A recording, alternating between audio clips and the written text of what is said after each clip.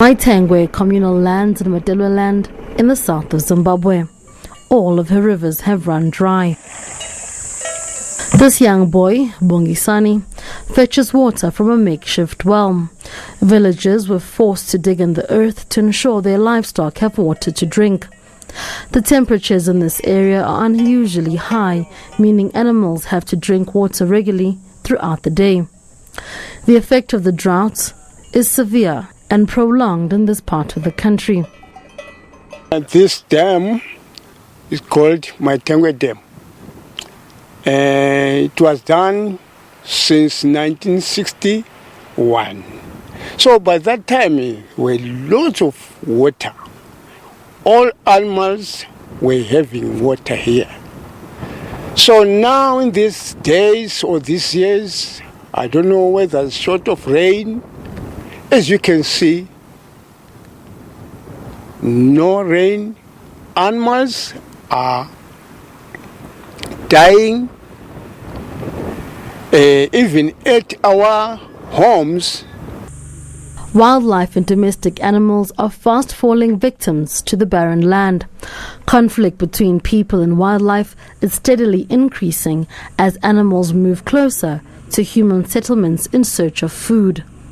This area in Mutoko is extremely dry, and at the peak of the drought we had the riverbeds drying up, the shallow wells drying up, and you'd find girls, young children actually having to dig in the riverbed to actually abstract water from the riverbed.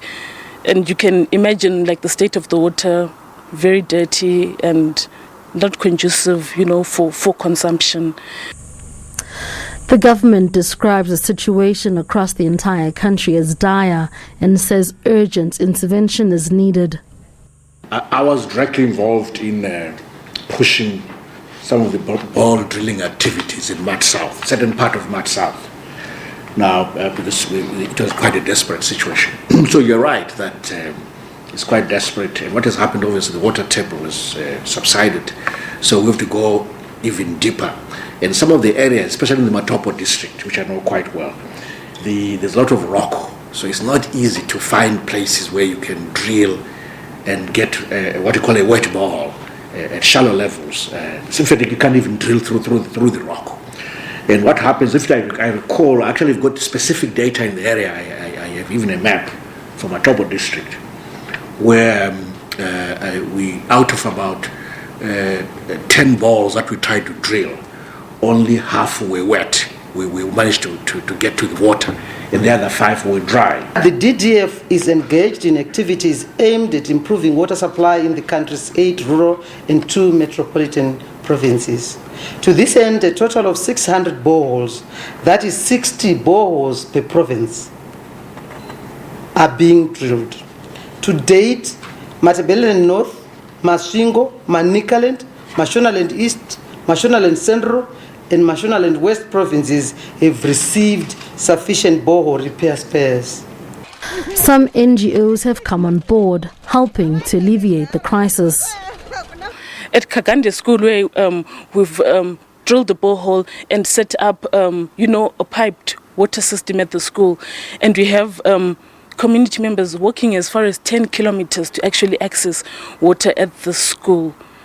And as a result, we've had projects like mushrooming from that access to water. We've got nutrition gardens that are helping the nutrition of the children and girls there at the school.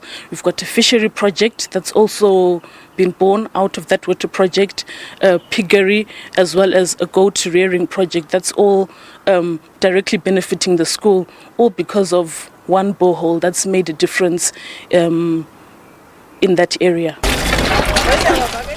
In the capital, Harare, low dam levels and lack of treatment chemicals has left over 1 million people without running water and now have to rely on unsafe sources.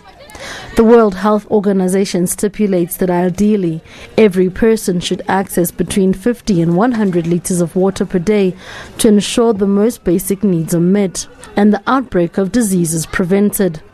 Noma Bolani, SABC News. The plan